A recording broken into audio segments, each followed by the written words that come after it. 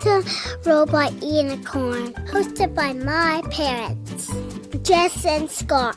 I hope you enjoyed the episode.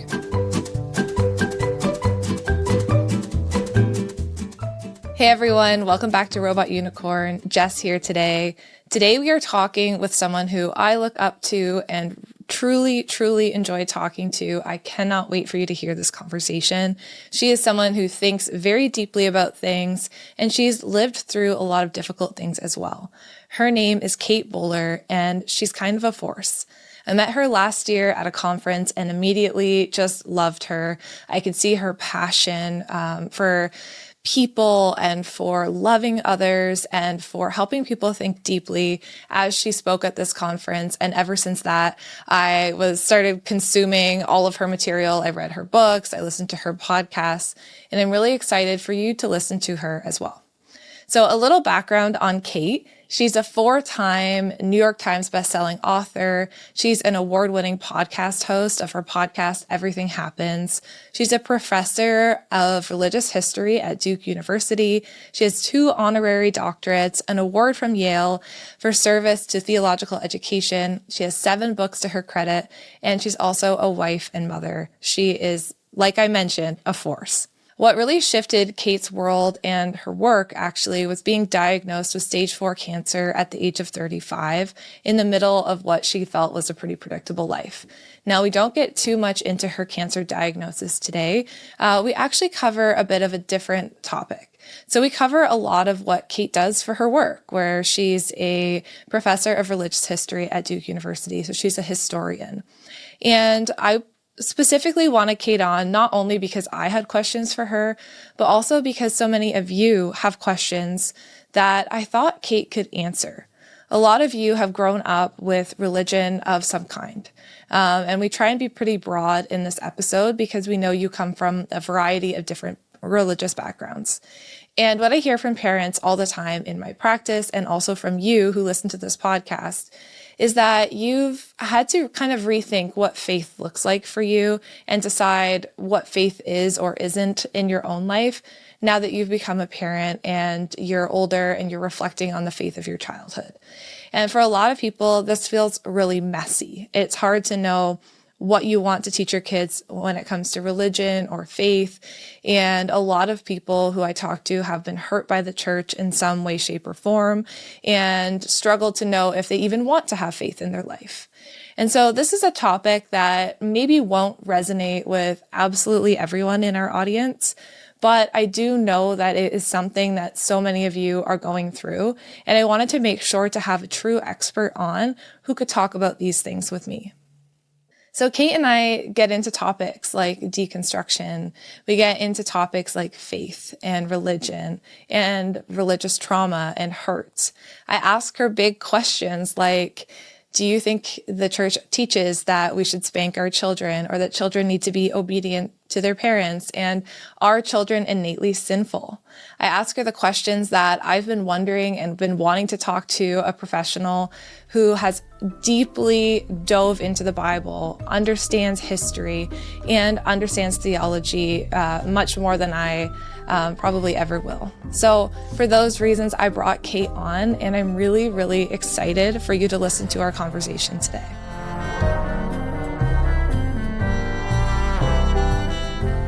Before we dive into this topic, I would love for you to just introduce yourself and tell us a little bit about you. Sure. Well, I am so glad to be with you. I am, of course, a massive fan of you and your tender approach to love and to parenting and trying to be maybe the parent so many of us wish that we had. It's such a joy to see you. And my name is Kate Bowler, and I'm a historian at Duke University. And really my specialty is I talk about the cultural stories that we sometimes spin up that tell us things like everything happens for a reason, or that every part of our lives have to be best life now. And then I do my very best to lovingly take apart the parts of those stories that are not useful anymore and just try to offer maybe a gentler, more loving, more realistic approach.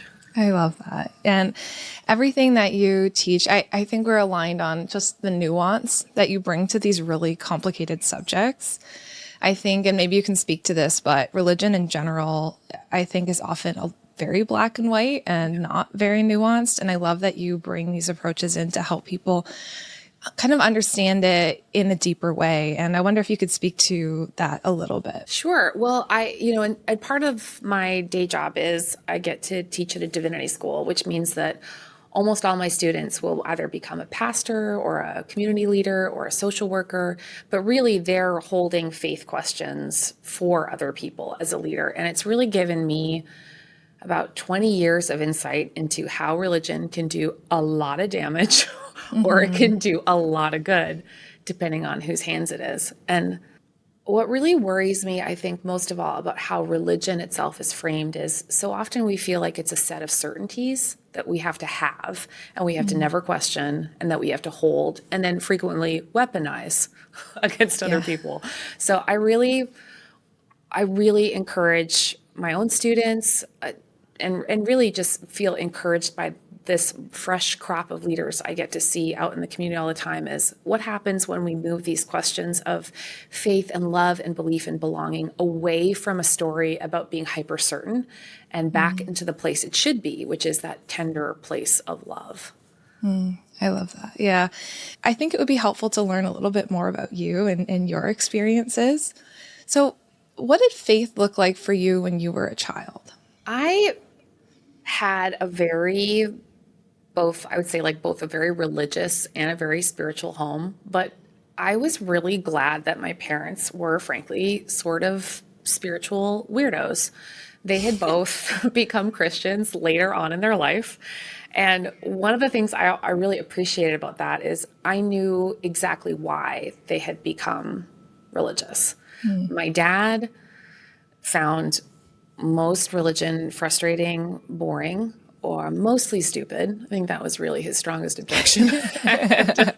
And then he read a couple of really good books. And then he ended up reading like St. Augustine's biography. And he really landed on that as being like, you know what? I feel convinced. And that attitude, like that belief is not just something that we get put upon us, but we have to find ourselves agreeing to for our own reasons. I really admired that about my dad's own journey. And I came to really take that on as being like a challenge that in my whole life, I wanted to make sure that religion and spirituality wasn't just something that was given to me, but something that I was thinking alongside. So yeah, my dad was like, Mr. Read a book. That's it. I'm convinced. And my mom was always looking for belonging. Both my parents had had rough childhoods, and she was really hoping for faith as a community. And I saw how her tender heart was just like looking for like, are you the place that's going to be safe and loving for me? And she's just been like the most heart forward person. Like she's so wonderful and annoying because you'll wake up in the morning when you're little and she'll just be like sitting out, having just had her prayer time, which meant that she was very kind and you could ask her for anything at the beginning of the day. She was exhausted and a nightmare by 8 p.m. I stand by that assessment. But in both stories, what I really took was that whatever my faith was going to end up being, it would have to have head and it would have to have heart.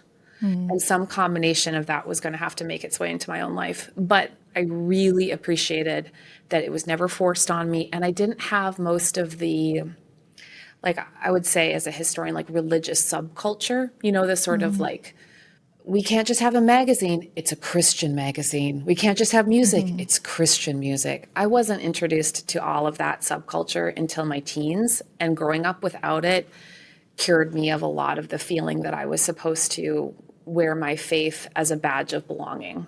Instead, I just knew religion is something unusual. It might even make you very unpopular. And if you pick it, it better be for your own reasons. Yeah, what an empowering way to grow up, to know that you could choose that for your own reasons versus feeling like it was forced on you or feeling like you had to choose it or else you didn't have that sense of belonging in your family.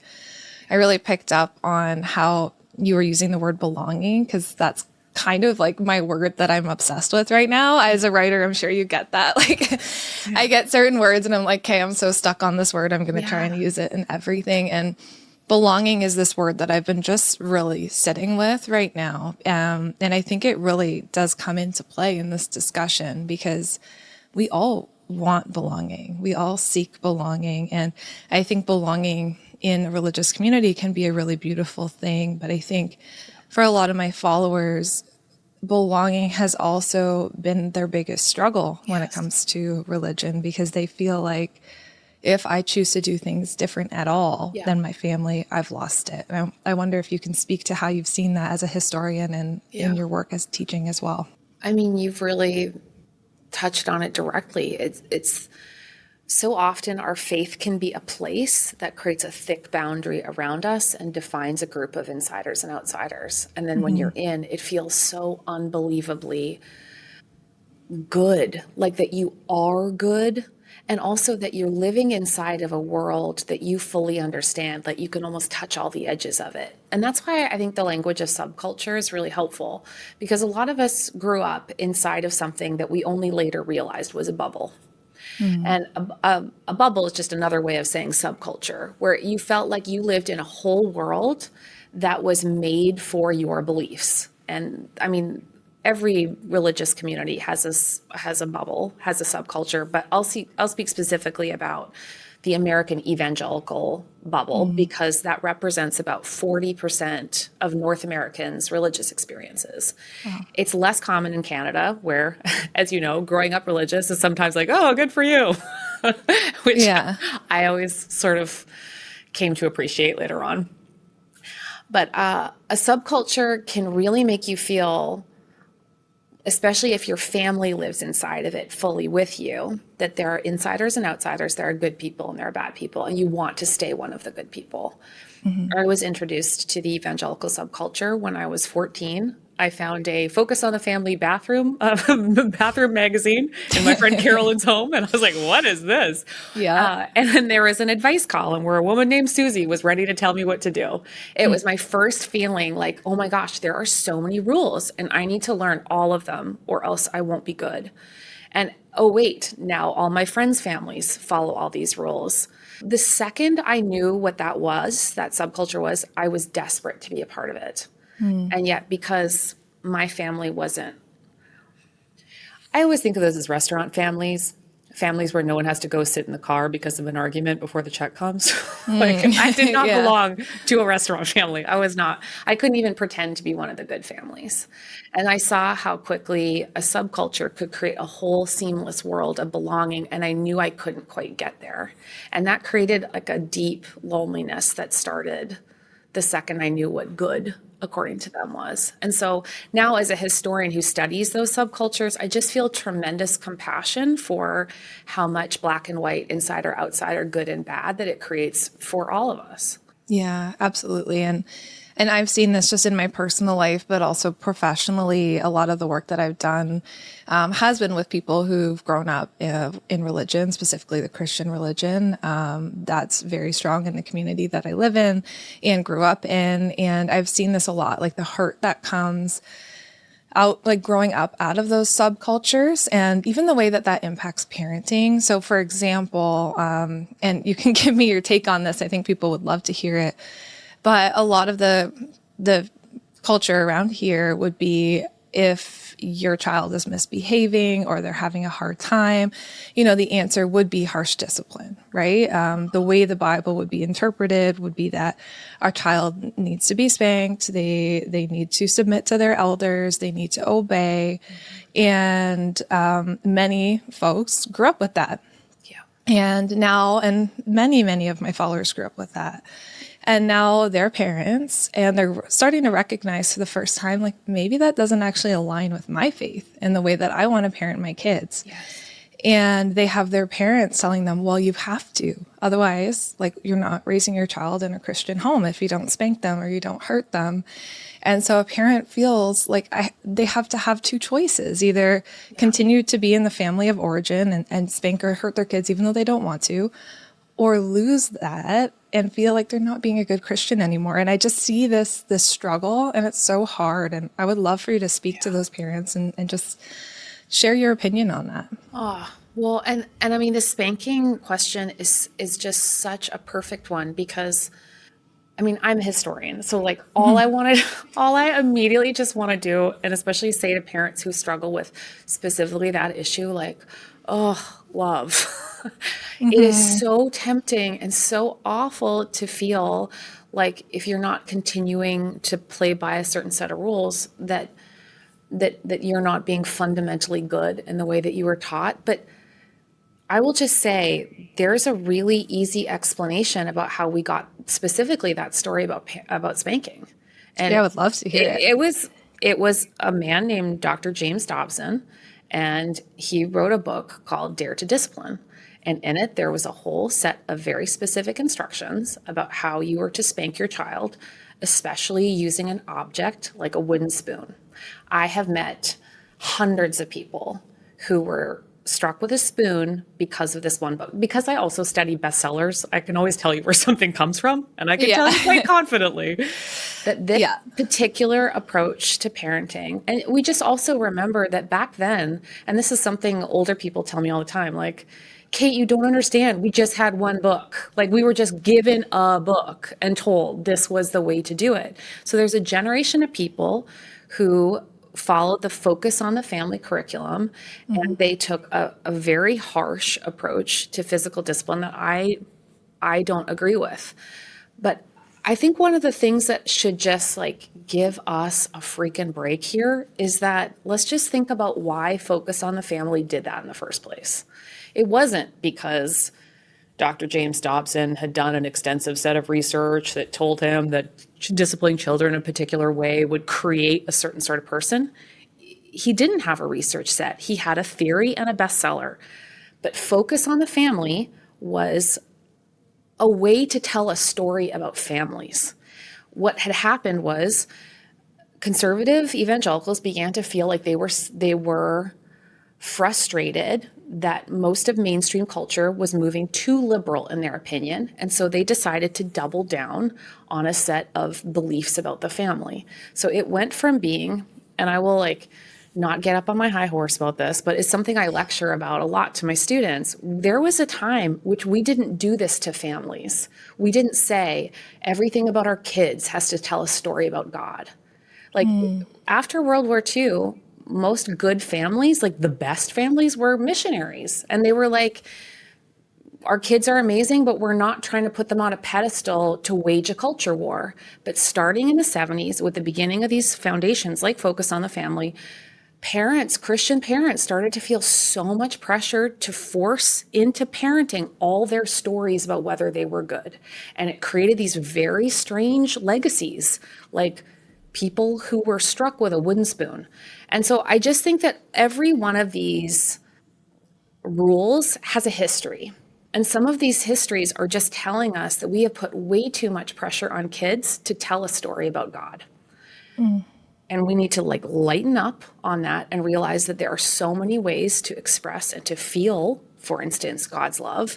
But that kind of like intense pressure was really just because they felt like they were losing a culture war. So what I just think we just need to like keep culture wars out of our parenting decisions, because the primary victim is going to be our kids.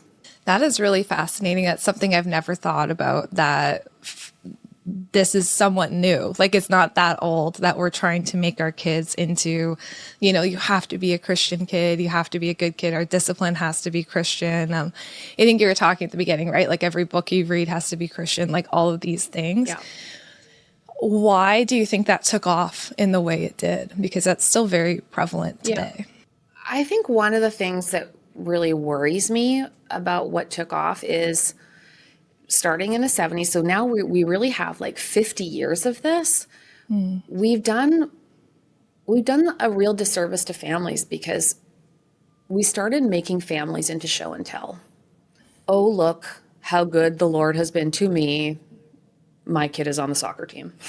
Like, it has become, and we have like not religious versions, but we have very religious versions of that one. And that is a really very new development. It's not just that the way we do hobbies is different, which it is, but there wasn't nearly this amount of cultural focus on proving you were a good Christian by making everyone stare at your kids in the pew. There really wasn't. Like in earlier days, the model of the best kind of person was personal sacrifice. It was like, how much are you giving? How much are you volunteering? How much are you serving your community? People were pretty harshly judged for that, but the focus was not children. And it's because we're trying to find easier and cheaper ways. Cheaper isn't like morally cheaper, to prove that we're better than other people. And I just think it's so destructive, but it is a huge cultural force that's hard to undo. But I do wish we could give people, like if I just showed you book covers of like bestsellers in the 60s and bestsellers in the 70s, it would go from being like a picture of someone serving somewhere to like one where it was like a perfect family and a dad with a heavy hand on the shoulder of their children. It was like a pretty dramatic turn. I'm definitely going to be looking into that because I'm fascinated by that too. And that's been something that I've just thought so much about in the clients I work with, in my own life, is like, why do we get so stuck on needing to create this family that feels perfect? And why is it that so many parents feel like they have to make a choice? And they still, let's say they even still want to have their faith, but they feel like they can't. Like I hear from parents all the time, I'll get DMs like, how can I reconcile the parenting that I teach with the Bible?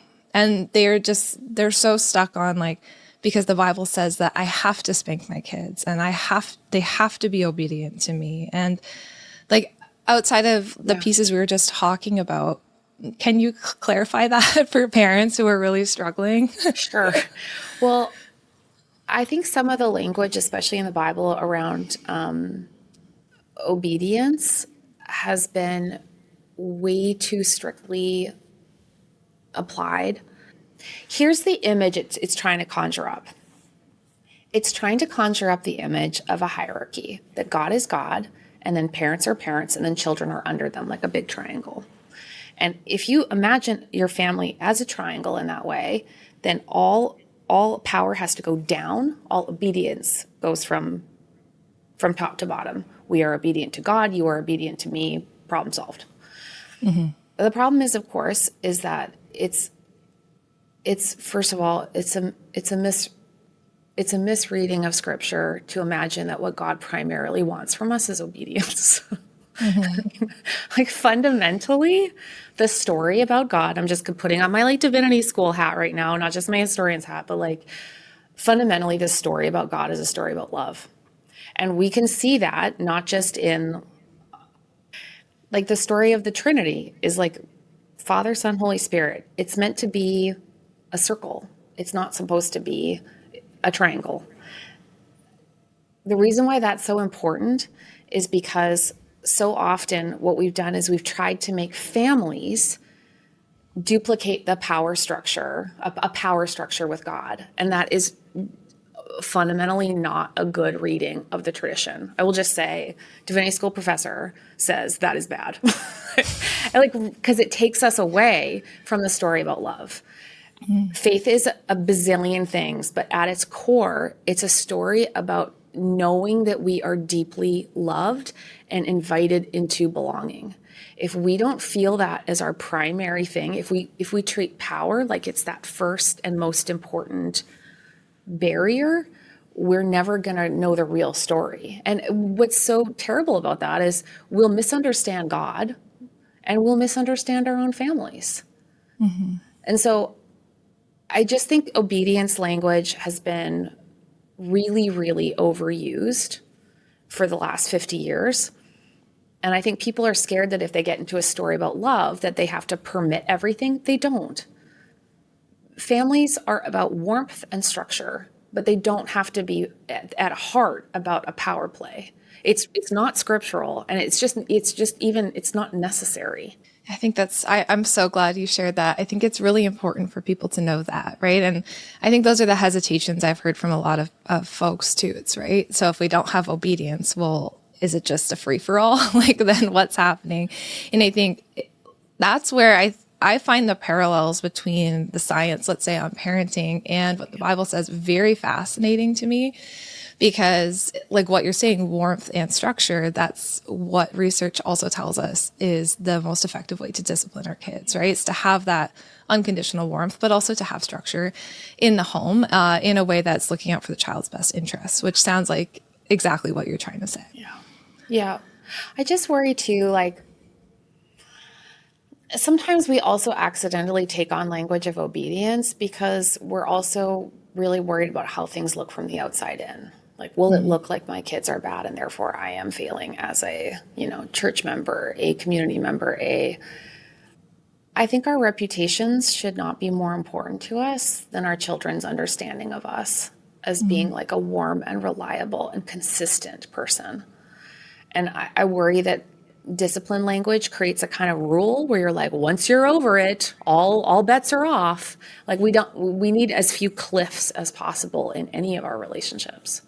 Yeah, I love that. And as a clinician, I've seen that so many times, right? So I've worked with a lot of adults who are like, yeah, as a kid, my family was the picture perfect family. We all sat in we sat in the church pew and everyone looked perfect. But what you don't know is that my dad was screaming at me the entire way to church that I better behave this Sunday or else, I get a spanking with a wooden spoon when I get home. Yeah. So sure, we looked perfect and everyone thought we were this great family, but that was not the case. Yeah. And the more that we force people into that, like what everyone sees and what's really going on dichotomy, the more like we open ourselves up to feeling the conflict inside of us between feeling like we have a sense of who God is and we have that experience of belonging that you were talking about. And I think this has been like one of the worst casualties of having subcultures in the first place is we made a big boundary. We, being every subculture, makes a big boundary between the world outside and this like insider bubble.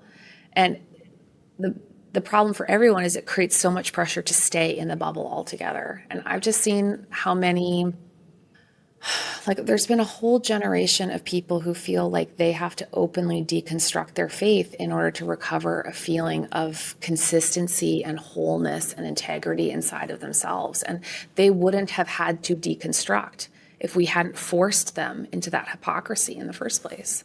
That is a fascinating subject to me. So maybe let's talk a little bit about deconstruction because a lot of folks ask me about this all the time. It's a journey that, so many people have been on, including myself, trying to figure out what does faith look like for me. What is deconstruction? Do you like that word? I know a lot of people are like, ugh, I don't even really like that word. What does that mean to you? Sure. Well, deconstruction has been a word that was popularized by American evangelicals who were trying to maintain some kind of faith story when they felt like they were no longer part of this subculture, no longer part of a world that they understood to be Christian anymore. And they didn't want to say post-Christian. They wanted to be a part of the story, so they used the language of deconstruction. I think deconstruction is like a helpful image because if about thinking about that insider outsider boundary we were talking about is they were living inside of walls that were built really high. And so often those were walls built by the rules around their families like we were talking about, but sometimes and mostly institutions. So any subculture has a whole bunch of institutions involved. It often has like Christian schools. It might have Bible summer camps, magazines, music, concerts. Like everywhere you look, it had like a faith story attached to it. So when someone's deconstructing, all of a sudden they're like, gosh, now I don't even know what music I like, or now all my memories are in this camp and I really liked the fire part, but actually I'm like really upset about some of the things they taught me about what it means to be a girl. So it can be really overwhelming for people who didn't just have a faith, they lived inside of a whole story and they're not sure which parts they now want to keep. I really struggled with this in my own life when I was trying to process the evangelicalism that I learned as a teenager. I wanted to belong so badly. And I had a Bible camp that I went to where I met my boyfriend turned husband. You can see how much of the young bride, young evangelical, super winner in the game of trying to be a good evangelical. I was the vice president of my interschool Christian fellowship. Like, man, I was in it to win it. You're like, if I'm going to do this, I'm going to do it all the way. I did. And I learned a lot about, I mean, the parts that I wanted to keep in the end were that I learned so much about a heartfelt faith. I learned so much about feeling like I could talk directly to God in a way that was authentic. I learned, and also, I learned some truly terrible things that has taken me a long time to undo. I was taught that a woman's role is to be a complement to her husband, but not a leader. I was openly told I would never be able to be a pastor. Now I teach pastors. You can see where that went. It took me, I think by the time I graduated college, I realized how much damage had also been done as being part of this seamless world in which I was either good or bad. But my very first act in trying to reconstruct my faith is that I contacted the old Bible camp where I had been taught that I could never be a leader, and I offered to rewrite all of their Bible curriculum for all the summer camp kids every year, not just out of the goodness of my heart, but because I realized I would never be allowed to preach there. But I could speak to all of the kids every single day directly if I wrote it down, which is one of the great hypocrisies. I love we're not it. okay with group female pastors, but we're fine with female writers. So, but it was my first go at being like, how do I keep the parts that are meaningful while start to acknowledge just how much harm it's done? And when you think about the harm, like you talked a little bit about your journey to kind of processing that harm. A lot of folks were talking to me about their own religious trauma. And I love this process of reconstructing. And I think a lot of people that listen to this podcast are kind of in that point. And for a time, I think for a lot of people, it might feel like the only option is to leave everything behind. Right? Because it's like, well, I was hurt so much, especially a lot of people who've maybe experienced abuse by leaders in the church, right? They've witnessed abusive things happen. Like we know the church has a history of a lot of really tricky things. What do you say to people who are kind of in that position right now, where they're just like, you know what, I don't want my kids to have any part in this because it was just so painful for me. Yeah. I think the first step is specifically that kind of deep acknowledgement is look what this cost. Like, I think pain demands a witness. And so the very first thing that you can do for yourself and that you can invite other people into is to be able to count the cost. Like, I should have been able to be more trusting by now, but look at what's happened to me. I think like I love math, and I think just letting it all add up into something, even if it feels really awful, is a really important step that can't be skipped over. Because if you just pretend and you try to get to the next stage where actually you're fine already, I do find that we end up stumbling back into some of the same forms of even just like religious seeking that we might actually have some reservations about. So, for example, let's say we had an abusive,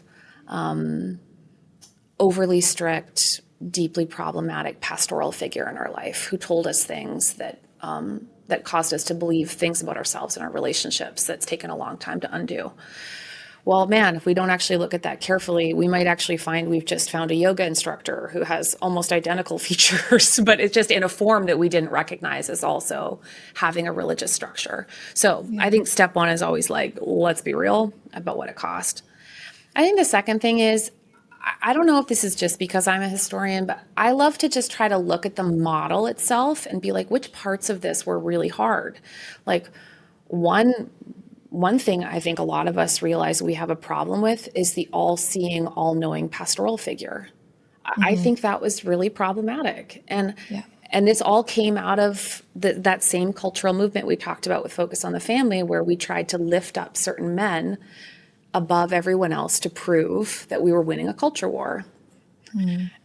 Now that I get to teach pastors, I love seeing a different model, like the humble leader, the one who doesn't mind being questioned, the one who will sit down with you for the extra beat to say, like, where do you think this passage is going? So like, I would just say, like, one of the things that helps in reconstructing is trying to identify not just the specificity of your experience, but which forms did it take? And how can you find a healthier version with, like, for example, of the category of a pastor or of a Bible study or of a camp? What are there healthier alternatives to the same model? Yeah, and I think what you said at the very beginning is so important to like allow yourself to have all the feelings that you're having. I think, you know, a lot of adults, let's say in their 30s, that's the first time because their kids are now developing a faith. And I always say to parents, the child or the age where you were hurt the most is typically the age where you're the most triggered by your kids. So let's say your child is school age, they're 9, and now you're remembering being 9 and hearing all these lessons at church for the first time and being like, oh, I always thought God was loving and this incredible being who just cared for me, but now I'm learning I'm inherently a bad, sinful, horrible person. And your view shifted of yourself at 9, right? And now your child's 9 and you see that they're full of love and full of light. And you're like, all of a sudden, like, who could say that to you? Yeah, who could say that to you? Who could say that you're inherently bad and full of sin, right? And I notice then parents are like, I have to let everything go. And then it brings up again this authenticity versus belonging. Like, well, do I have to lie to my parents and pretend like I'm okay with this when really I'm not? And like, who am I? And parents just get really overwhelmed. And I think the first thing is to be able to acknowledge, I'm picking on the age 9, but to acknowledge the hurt and pain you felt at age 9. That's so good. Man, that's so insightful.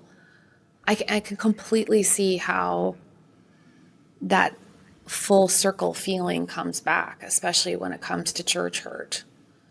I think too that there are certain seasons where it pops up too.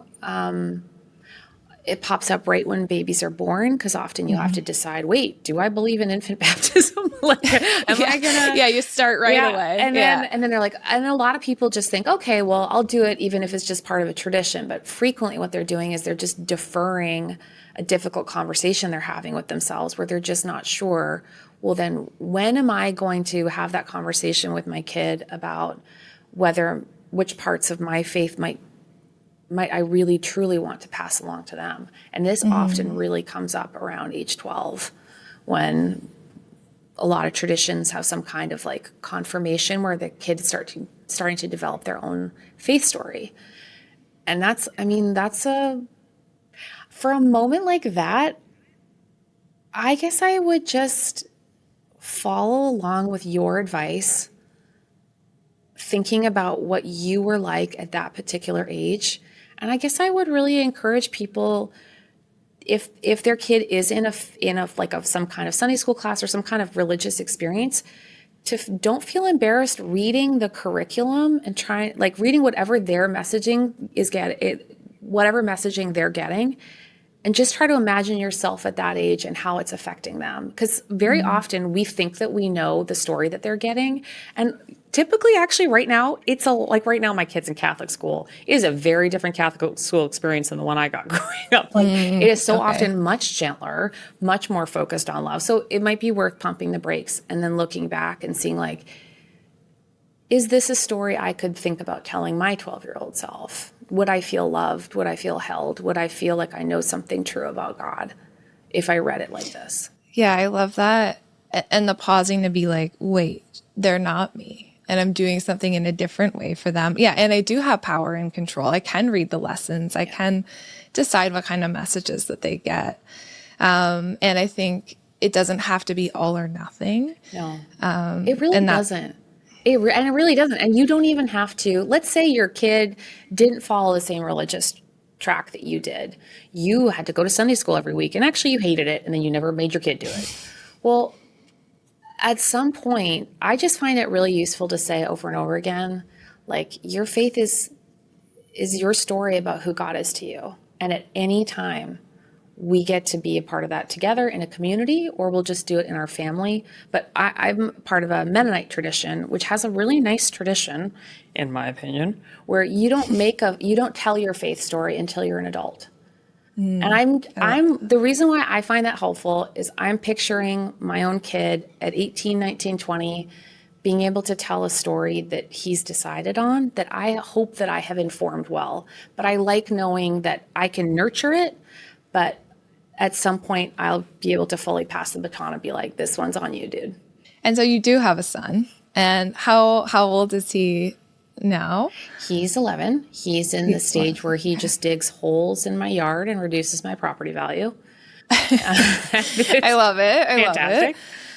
Love it. So when you're talking to him about your faith, about your upbringing, what kind of stories do you tell him? How do you give him that autonomy while also teaching him your values? How do you balance that? I guess one kind of religious approach, which I don't tend to agree with, is I think a lot of people feel like at some point their kid will just sort of experience religion like a buffet and be like, oh, I want carrots. And like, I don't know any other virtue, any other good habit that we try to introduce later on in life. Be like, hey, by the way, we use forks. Like, I think we have to do it, whatever we believe in, I think we have to do it slowly along the way, knowing that, of course, they might at a later date choose to opt out. But the way that I do that means that I pray with my son every night and I try to model the sort of prayer that I would have wanted, which is very like, hey, God, really have some objections about the problem of evil right now. Just like open, kind about the day, hits all the major high points, prays not just for ourselves, but others. But knowing that, so I guess that part feels important to me because one of the things I'm really hoping to model is feeling loved and also feeling like he has his own way to God without me. But I'm also living in a country that is not the one I grew up in and doesn't actually at all have the same religious traditions that I grew up with. I find that very stressful because I can't actually even duplicate the stuff I like. So instead, I just try to say every time, Zach, this is the tradition we're following right now. Every tradition has pluses and minuses. Oh boy, do I want to tell you about them. But I want him to know a lot of different kinds of faithful people so that he has far more examples than just me. So like my best friend is a Presbyterian pastor. All my students are people with spiritual stories. And I really try to encourage them just to tell him about what faith means to them so that it's not just like follow your mom. It's like learn to tell the story about a God who interrupts us. And let's just see where this goes. And isn't that how it should be too? I think community is a piece that has hurt many people, right? We've talked about that, but also can be a really beautiful gift to our children as well when we can wrap them in people of all sorts of different beliefs and different ways of showing their spirituality or faith or whatever it is. I think that can be really beautiful for our children, and we don't really talk about that a lot. And I think you're totally right that community is one of those things that even if it's not perfect, and even if it's really, really not perfect, but it has some good qualities you like, I do think consistently going to a faith community is a good habit. Not just, you might be very uninspired one week, but as it goes along, what I do think it introduces to children is that our family is not an island. There are all kinds of people here who love you and who can reach out to you or to just be an example. Like right now, my son's really into military history, even though we're pacifists, so it drives me crazy. But like, actually, the church we go to, he was like, do you think I could meet somebody who's been through a war? Actually, the church is a perfect way to like indulge your weird hobbies, but really teach him how to encounter other people as being different, but similar to him. So let's say they're on this process, they're trying to deconstruct their faith. They're not really sure where they are, but they're missing community. Like I do find a lot of people I talk to, they're like, I've left the church and I'm okay with that, but I miss community or I miss my rituals or my tradition. How do they go about finding a place and maybe identifying some red flags that like, okay, this might not be the community for me? Like, do you have any kind of tips for even just like finding a community? Yeah. Well, I guess I would just say first on the ritual piece, like if you find you're missing things, you're missing that feeling of intimacy, you're missing that feeling of connection, like those bits are really things that you can put into your life. And I find it helpful just to add one little bonus thing to help remind me, like anchor it to a time of day or just lighting a very smelly candle, but just giving yourself a moment of warmth to remind yourself of the love that you want to feel. Like that is, it's just a weird bit of the human condition is we feel an ache, and we need a moment to feel that ache and to feel like there's something beyond ourselves that answers. And so that is something that no matter how we've been hurt, we can still find that kind of, that solace by ourselves. Now, communities are, there's like 52 registered kinds of Baptists. Like there's literally so many kinds of people that it's so stressful for anyone. Like I'm a professional church interpreter. So I just wish I could create like a choose your own adventure for everyone to be like, if you want, no weird comments about this and adult baptism, you could try. You live in Albuquerque, you should try.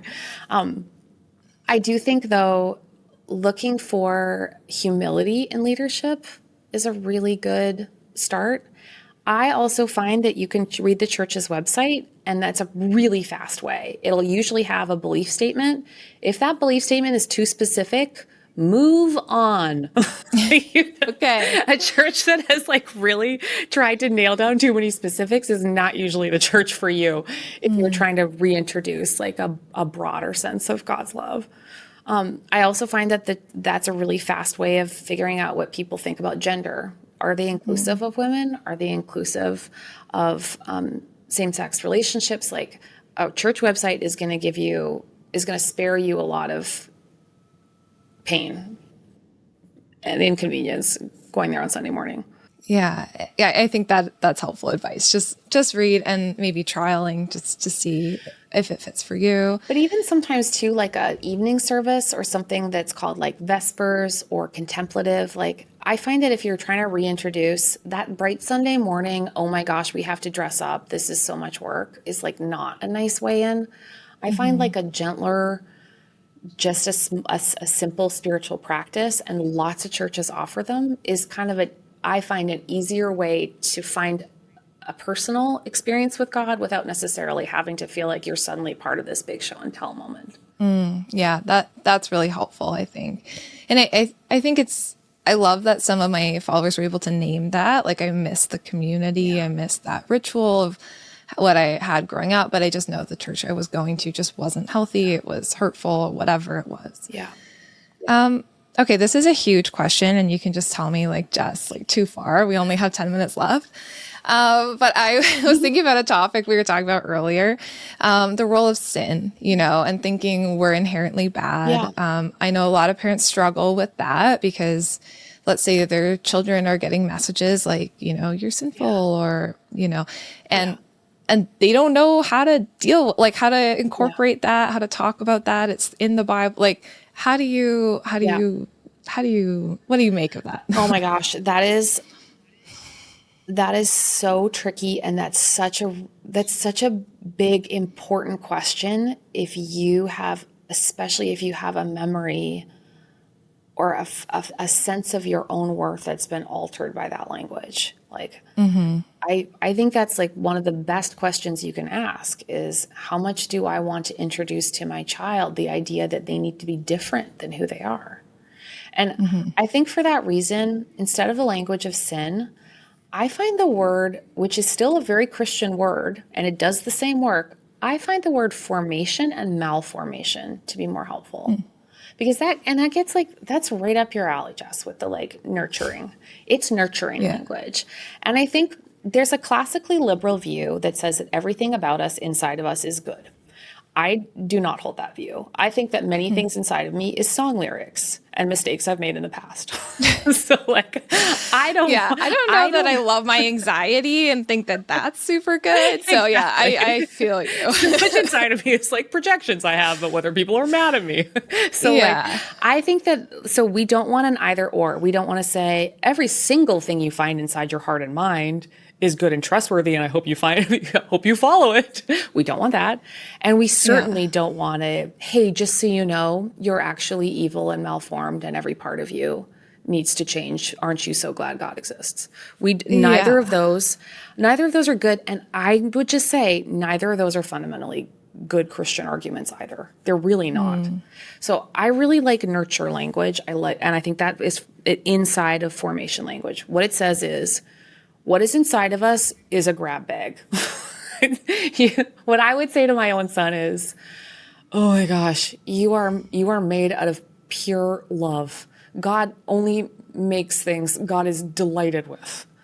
And we need to continue to grow toward what is good, or else we're going to accidentally, and sometimes on purpose, be formed by what is bad. And examples, sharing. Examples, caring about the unpopular person in class. I mean, there's so many early examples in which we could nurture a malformation and say, do what's best for you. So I think that sin language is helpful when it tells us, my sweet, lovely child, it is part of our job is to grow toward light. This is a language of growing. It's not a language where we are left where we are.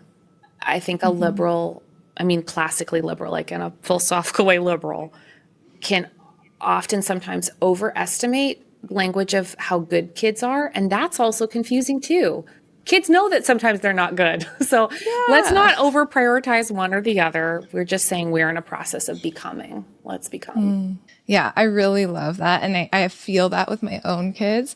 And I think there's so much we can learn from children too. I think, it really does make me sad when I hear people talk about kids like, you're full of sin. You just need God. Because I'm like, oh my goodness, like kids are full of wisdom and we need to learn from them. Like, I just feel like kids have. Yes.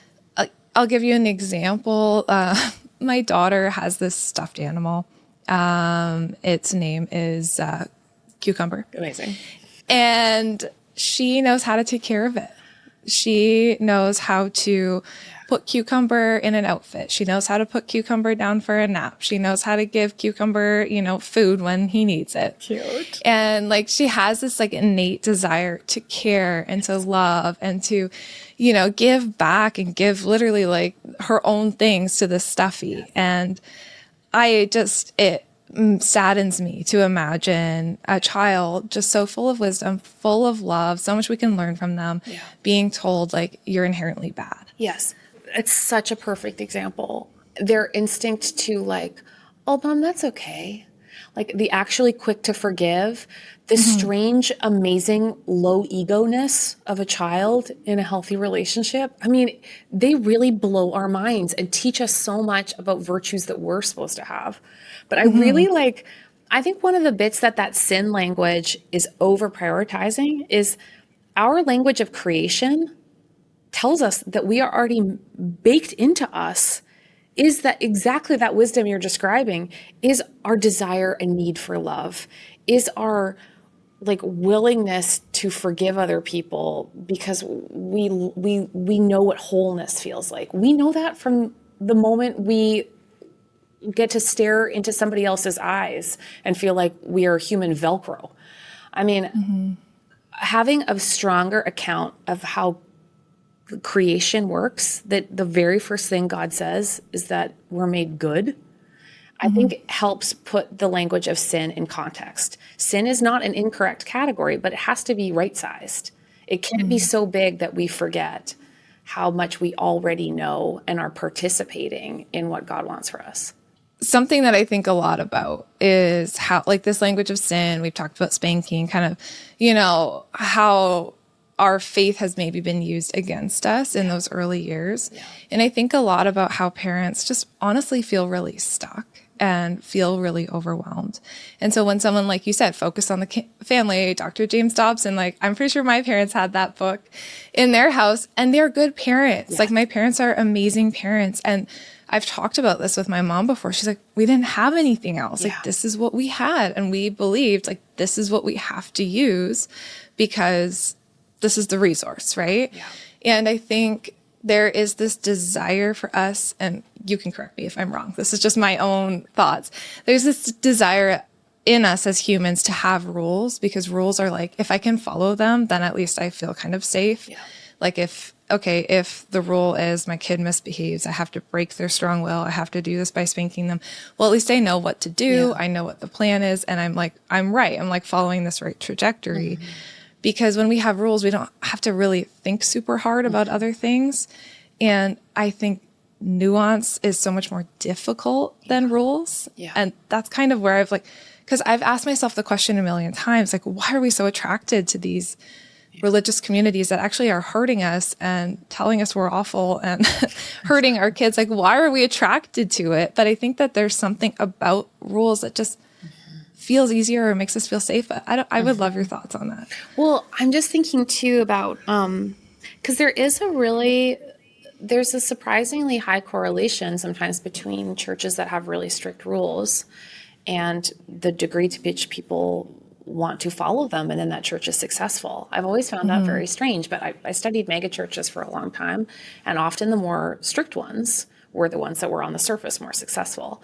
And I think that really gets to your point about what is it about these high walls inside our families, inside the way that we make decisions, inside our churches that somehow calm us, even if they sometimes override our ability to make a more thoughtful choice. And sometimes, especially, and I'm just thinking, especially of church communities, having very, very specific rules fully duplicates parenting that people never had. They find that the pastor and their family become a surrogate family. Just tell me what to do. Tell me how to be good. And sometimes, and I've seen this a lot in the mega churches that I studied, sometimes it's also offering like emotional skills that they were not taught, which is just like regulation, a place to go when you do feel angry. They've got recovery groups. They've got effectively like free therapy in the form of these, endless like Bible studies and church groups, and like so much belonging that you don't have to feel alone in your problem.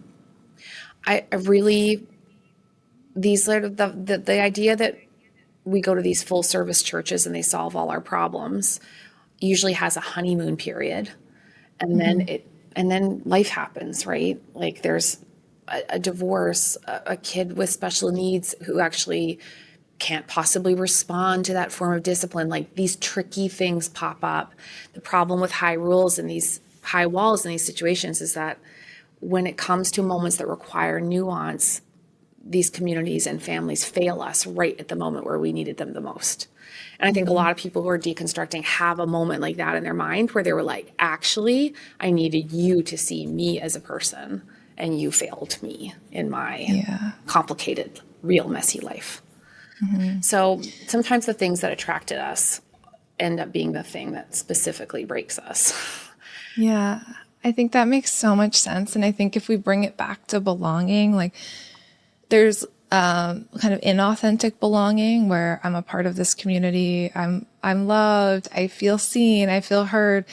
But then if we can't be truly authentic inside of that, and we notice that we have to start hiding parts of ourselves and we're not seen and heard, we realize it's not true belonging. And I think that's where our own walls start coming up. And we can't stay in a battle between authenticity and belonging for our entire life. I think that becomes incredibly difficult. Yeah, I totally agree.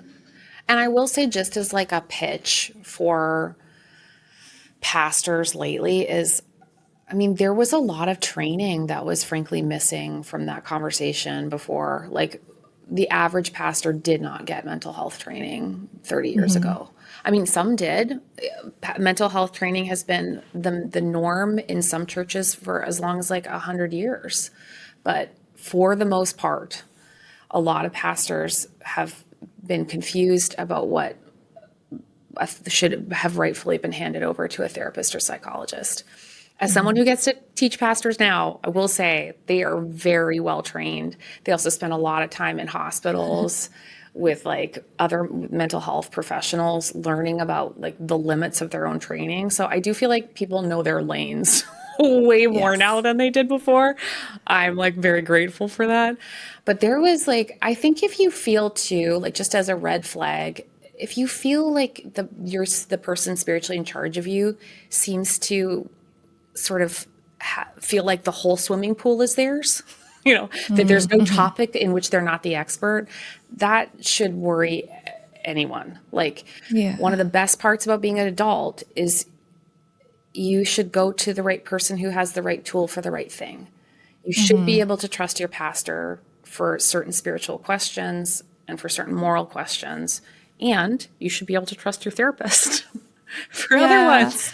And I would just really want to encourage everyone to have like multiple tools in their toolkit instead of just one super tool. Yeah, definitely. And as a therapist, I can attest to that on the other side, where I feel like I've been called into churches now, like more often, to be like, hey, can you talk about anxiety? Can you talk about mental health? Which I love to hear, because I want to be able to provide what I'm good at, but also there's a reason I pull you into this discussion, because also I'm not the expert in everything, right? And I think there's something really beautiful about people in positions of power like yourself or myself who are able to say, I don't actually know everything. I only know this part. I only know ask this. you about things that happen in history. Yeah, exactly. So let me talk and bring in other people who are really experts. Exactly. So just to wrap up, I think it might be really cool for us both to kind of talk about, what does this look like for you now? So you've kind of gone through your journey of this great start. And as you're talking, maybe you can touch on something you said at the very beginning, which was the difference between spirituality and religion. Like, you kind of talked about those as if they were two separate things. And what does this look like for you now? And if there's anything that you can kind of offer to someone who's just still on that journey. Yeah, because when I look back at like the young version of what I wanted, sometimes we talk about religion and spirituality as separate things, because religion often involves institutions and a set of practices. Spirituality, we often imagine to be like beliefs and individuals. And the truth is, over the course of our lives, we're going to need a bit of both. Almost nobody can live a whole life and not need the shelter of an institution at some point. That's why they're there. That's why they should be there, is they should be there to protect us when we are fragile and weak and in transition and need a second. And actually, we also want free childcare for a second once a week. There's a pro moments. And in my life, I've been a very lucky and a very, very unlucky person.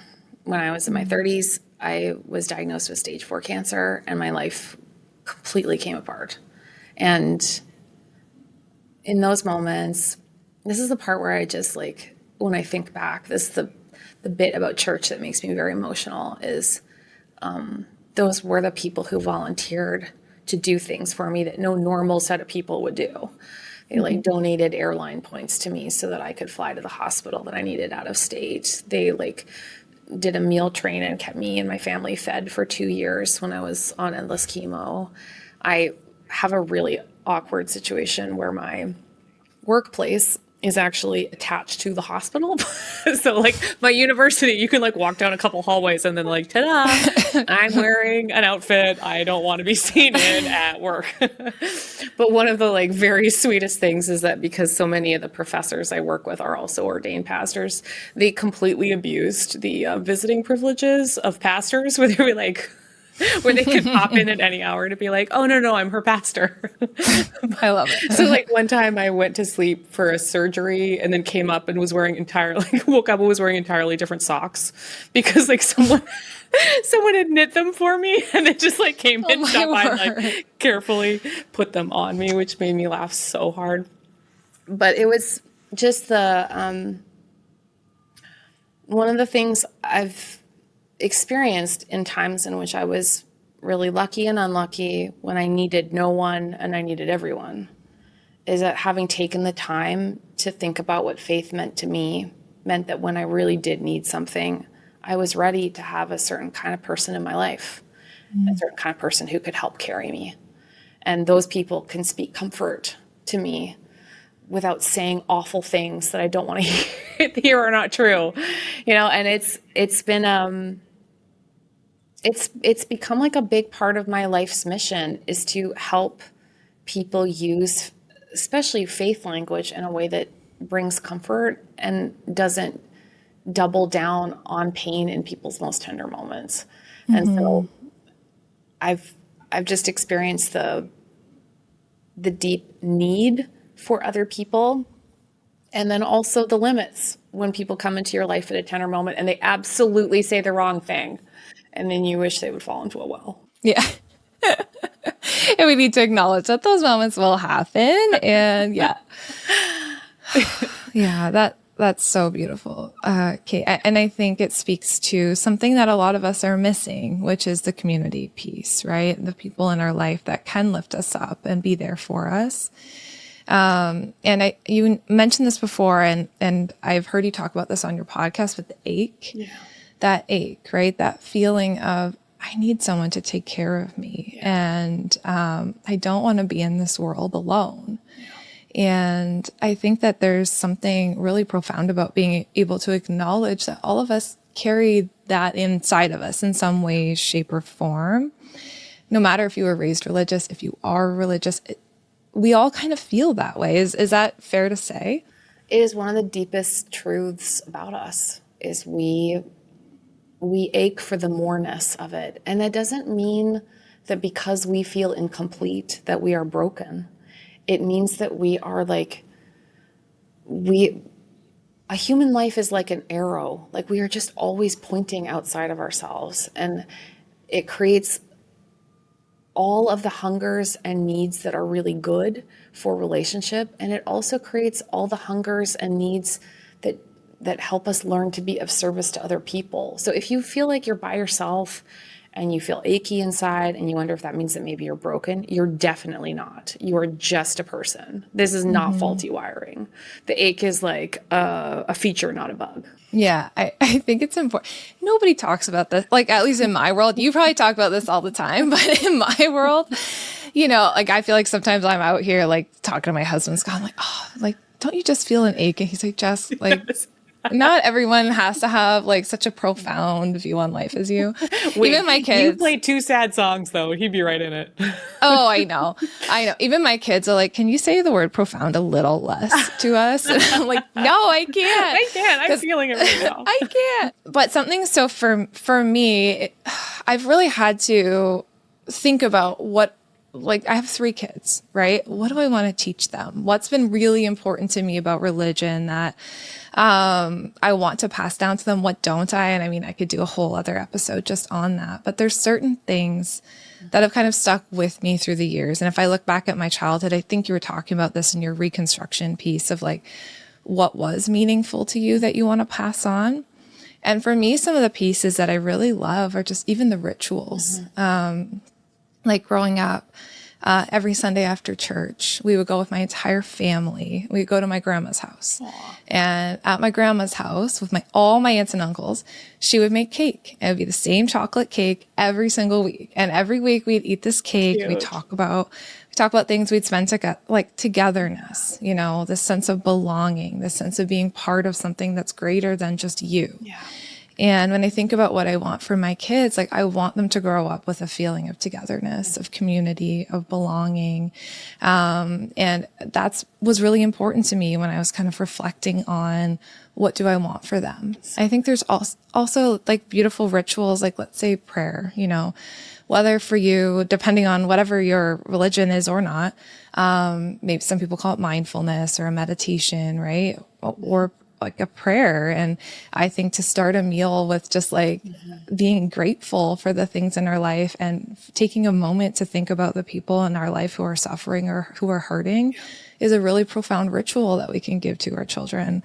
So there's certain things like that I have found, even this visualization that there's something out there, like whether for you it's God or it's something else who just loves you and just cares for you. Like that's really, really beautiful too. And like, so for the question, I had this question from a lot of people, like, how do you incorporate faith rituals into your life, even if you're not at a point in your religious journey where you're like, I'm ready to go back to church or whatever. I think that there are those pieces that you can incorporate that can give you like something greater than yourself. Yeah, and, I totally agree. Okay, I want to say 3 quick things then. 1, I think there's a moment where you wake up and you want to feel like your eyes are fully open. Like, oh my gosh, it's today. I think that is a moment. I was sick for a long time, and I just have found that part of being so deeply grateful for living is that I'm not just saying, I'm glad to be alive. I'm saying thank you. Like, I'm grateful. I'm grateful to God. I'm grateful to a force outside of myself for the ability to have the day. So I just think, even if you don't feel it, a very quick thank you when your eyeballs are seeing the world at some point in the morning is a good idea. It doesn't have to translate into exhausting gratitude journals. You can just take one single second in the morning and be like, ugh, today. The other bit I think is around food. We live in a world now with tremendous food scarcity. And I think it's a really lovely thing. We always do like a song, but I think it's a lovely thing to gather together and to feel the force of like a gratitude. Gratitude is in that way, not to make us feel bad, but to make us get that more than enoughness that makes us want to spill out into other people. That's like such a key thing if you want to do it around food, but just take a minute. And even if it's a dumb song, like sing the song, like take it, do it as a family, do it with a friend. I don't care. And then the last thing, and this is just a thing that I have needed in my own life, but I've started a tradition of, this is a historic tradition. This is not Kate Buller invented it, but I do it all the time now. And I like to bless things. And instead of, we live in very #blessed, don't I look so good on the beach? Doesn't the summer light make me look less fat? Like, it's just awful how much #blessed we feel like we're supposed to live into. So this is not that. But there's this absolutely lovely Judeo-Christian tradition that just says, my friend Stephen Chapman, who wrote a book on historic blessing, he said it's kind of, the word is emplacement, but I think of it kind of like interior spiritual design. Like, you take your whole life and you think like, okay, this lamp should go over here on this table. This, like, try to imagine your life as a room and you got to move things around in it, the good and the bad. And you just start practicing blessing what it is. So for this, I would say in my ridiculous, too much, not enough summer, I would be like, God, this is, or universe, this, in the too muchness of this, I feel like I'm supposed to experience freedom, but the truth is I have 200 errands and most things I'm never going to finish. Help me feel my own goodness when I'm doing nothing at all. And then I want to like bless this kid that's going to summer camp, bless this kind of ugliness that's going on in my family right now that I'm not sure what to do this. Like, it's just kind of a bless it all, take it all. And I can do it like writing it down. I can do it when I'm just talking to a friend. I'm just listing things. But being able to say like good and bad, you are here, bless it all, has been really transformative for me, instead of feeling like I've got to tidy up before I have a faith practice.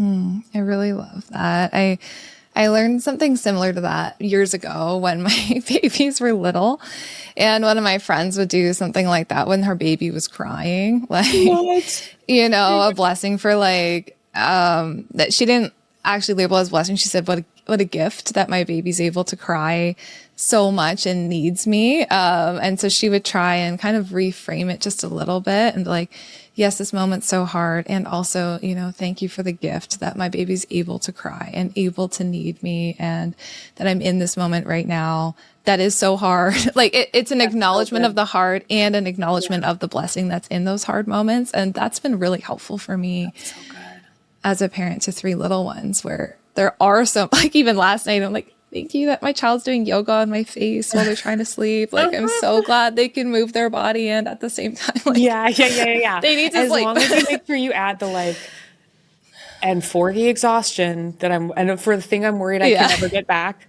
Like, I think so. My only worry about gratitude is that in the reframing, sometimes we won't acknowledge what we lost, and then it creates that secondary suffering effect. So as long as you're just like, for the awfulness of this and also the great, and then just hit the low notes and the high notes, right? As long as you hit the low notes too. Yeah, you have to. And I think that's so much of people's pain too, right? With the church is like, oh, it only can be positive. No, it's terrible. No, yeah. I think what you said about your friends caring for you when you're in the hospital, right? And I've seen that in my own life. Like, I couldn't believe we moved into a new community. We had our 3rd baby, and there was people who just dropped off meals, and I had never met them before. And they were just dropping meals off at my front door, like, here you go. And I could not believe that that was happening because that had never happened to me before. So there is beauty in joining each other in the suffering. I think that can be really lovely as well. Yeah.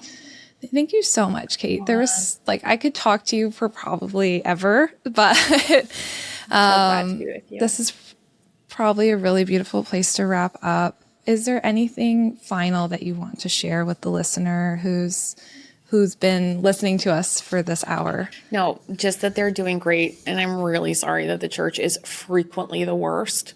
And and also let the truth is going to guide you as much as the anger. It's going to take you to a better place. I really do think that deconstruction it's truly not the worst thing in the world. It means you're still engaged. You're still on a journey. It will lead somewhere better. Yeah. To give yourself so much grace in this journey, and to know that, just to bring it back to belonging, which seems to be a theme of this discussion, right? That it makes sense that you're looking for somewhere to belong. It makes sense that it really hurt when the place you thought you belonged to was actually not a place you could be authentic. And don't stop. Don't just assume that no one's going to love you for you, because you are lovable just as you are.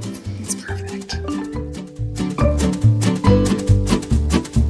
Hey, thank you so much for being here and listening to this episode today. It means the world to us to have you here.